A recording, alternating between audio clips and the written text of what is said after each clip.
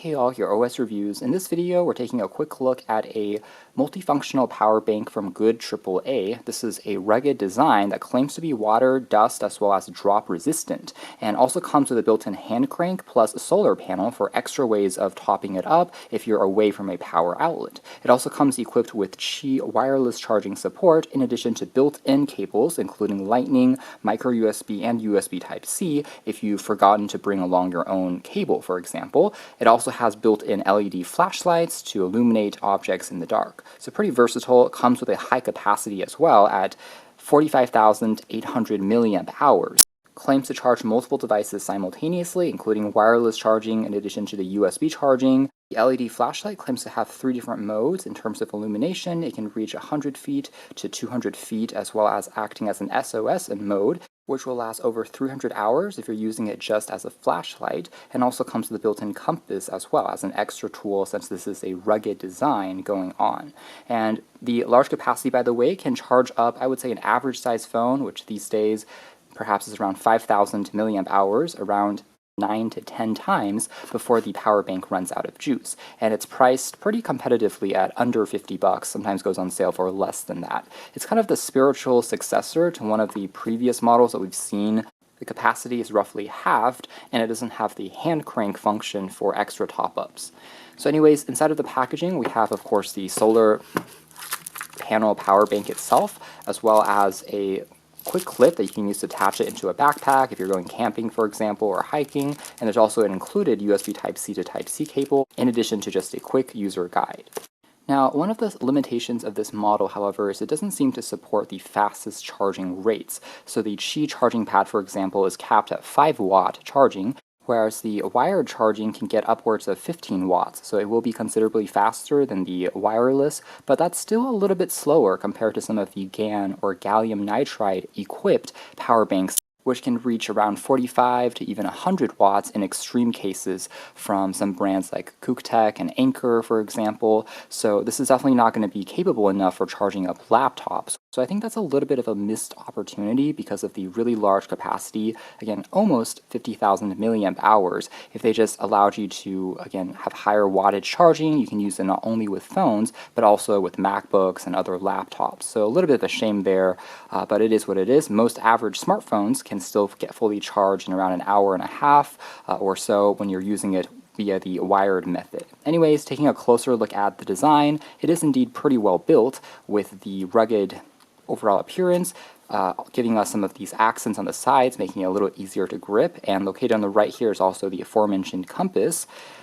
Very top here features the dual LED flashlights or torches, and then you have flaps that covers up all of the ports to prevent any water or dust from getting in.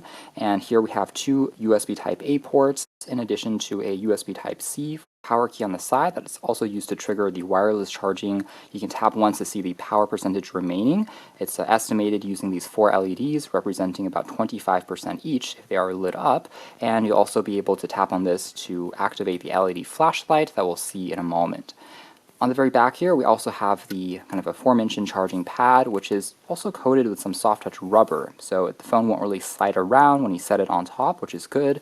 And then all of the included USB ports also gives you another USB Type-A, so you can actually use this to plug into a wall or even a computer to slowly charge up the power bank itself. So there's multiple ways of charging even the power bank back up, which is pretty neat.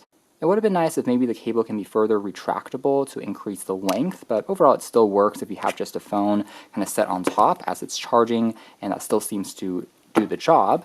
We'll take a closer look at it in a demo in a moment. There's also that lanyard strap located on the edge. Definitely not the smallest power bank in the world, but with such a large capacity, I would say it still is mostly acceptable and can be placed into a backpack at the very least without too many issues. Now on the very top is where you can pull off the rubber cap to access the hand generator, which is made out of plastic on this model, but still does work in terms of giving us a fairly smooth action that we can rotate to, again, give it a quick top up. That being said, both the solar as well as the hand crank for power generation are not going to be as efficient if you're trying to, of course, charge up the entire battery, since the battery inside is so large. In fact, for hand cranking, the maximum charging input speed that you can reach is 5 volt 0.4 amps compared to a full 2 or 3 amps if you're plugging it into a USB port of a charger or a computer. So it does mean that you have to be doing a lot of work really for it to kind of trickle charge the battery. As an emergency source, I suppose it's still better than nothing, and again, it will react once you start turning it. So anyways, taking a closer look at the aforementioned torch, we can activate this just by long holding for a couple of seconds, and since they are powered by LEDs, again, it is pretty energy efficient and relatively bright as well, so you can use this for sure to kind of find your way around. Perhaps also adding some type of tripod thread or mount would be neat to consider in a next generation model as well, so you can put it in a stationary spot. Right now it kind of just relies on you either sitting it flat onto a desk or of course using the lanyard strap here to hang it onto a keychain. Now we can tap on it again to go into a flashing kind of SOS strobe mode, and another one which is more quickly blinking to really grab someone's attention, and once more to turn it completely off. So for the most part, the flashlight is effective enough. Now, one other point I wanted to mention about the hand crank is it's again protected by the silicone strap that you can pull back when you're trying to rotate more quickly, or of course you can set it flat onto the other end and then rotate it like this. But perhaps if they made this part completely detachable, that would also be nice to consider, since sometimes it can get in the way a little bit, as you can tell there. And the solar panel up front is real and does work, so if we have a quick flashlight here just to serve as an example, you'll see that under kind of stronger conditions, the light here will then turn on to indicate that the charging is occurring. You do have to be in relatively strong light, especially when outdoors, for it to function. For example, right now we are in kind of a shaded region by a window, and you can tell that the charging will not really take place or be recognized, which ironically enough actually seems to be a little bit weaker compared to the cheaper variant that we saw a couple of years back. As you can tell there, under a similar scenario, this one's solar panel has picked up at least enough juice for it to charge up a little bit, whereas this one really requires kind of a higher concentration of light. And if you're camping in, for example, a more cloudy season, just keep that in mind. It may not be the most reliable source compared to hand crank that can operate under any weather condition at nighttime as well. But I suppose if you are, again, in a really sunny environment, especially now that it's summertime, you might be able to take more advantage of it. And moving into a quick demo of the Qi wireless charging, we can tap on it once to basically wake up the charging component. You'll see the light here turn red, which means that now we can start using the Qi pad here on the back. We can see that the wireless charging will begin. It's not going to be the fastest speed, as you can tell there, but still effective at giving you a quick top up.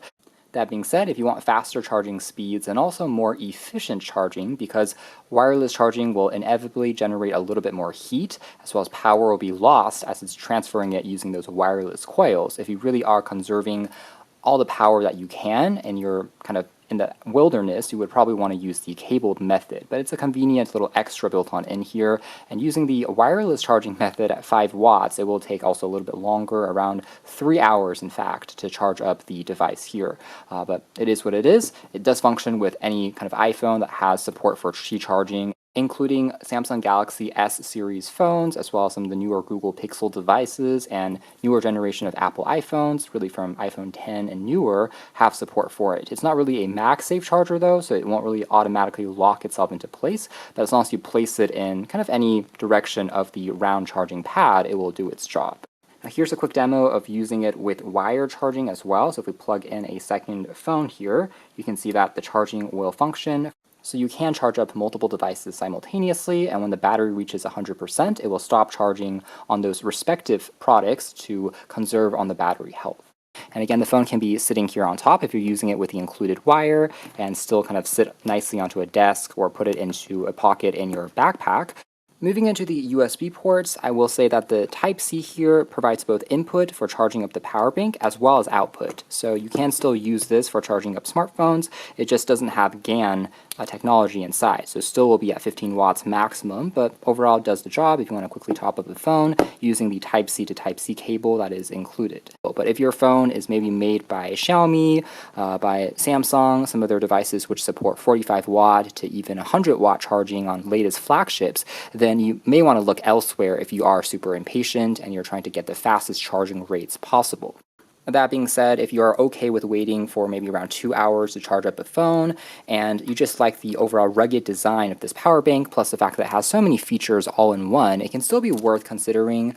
I just think in the next generation model, especially if they retain the larger capacity of the battery inside, they should definitely consider higher wattage charging for 2024 and beyond. That being said, some of the extras here, again, compared to the previous models, such as the hand crank, is kind of a fun extra at the very least that sets it apart from the crowd.